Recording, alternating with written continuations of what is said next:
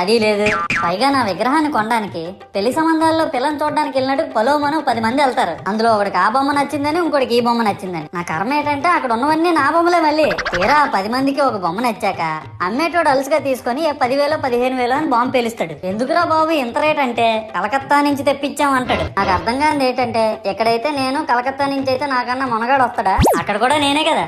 ఇలా నన్ను బజార్లో పెట్టి బేరం ఆడి నా మొహానికి ముసుగేసి వ్యాన్ ఎక్కిస్తారు. ఆ వ్యాన్ డ్రైవర్ గాడు నేను ఉన్నానని కూడా చూడకుండా ఏదో ఆలోచించుకుంటా డ్రైవ్ చేస్తా గతకల్లో గబ్బి గుబ్బి అని తించేసి నా కాల్లో చెయ్యి ఎరగొట్టేస్తాడు. ఈ విషయం చందాలు ఇచ్చిన చిన్నోళ్ళకి తెలిస్తే మళ్ళీ ఇరిగిపోయిన బొమ్మ పెట్టకూడదని ఏ బొమ్మ రాసి కవర్ చేసేస్తారు. సరేలే జరిగిందేదో జరిగింది, నా భక్తులే కదా కూల్ బ్రో అని చిల్లయ్యే లోపు నన్ను పందిర్లో పెట్టి ముసుగు తీసి నాకన్నా పొడుగున్నే సౌండ్ బాక్సులు 2 నా చెవులు పక్కన పెట్టి డీజే గణేష్ బ్రో అని చెప్పి నా పాటలను కూనీ చేస్తారు. సరేలే పిల్లలు కదా ఇప్పుడు కాకపోతే ఎప్పుడు ఎంజాయ్ చేస్తారు, కాసేపట్లో పూజ స్టార్ట్ చేస్తారని వెయిట్ చేస్తా ఉంటే ఆ 5 రూపాయల వ్రతకల్పన బుక్ చూస్తే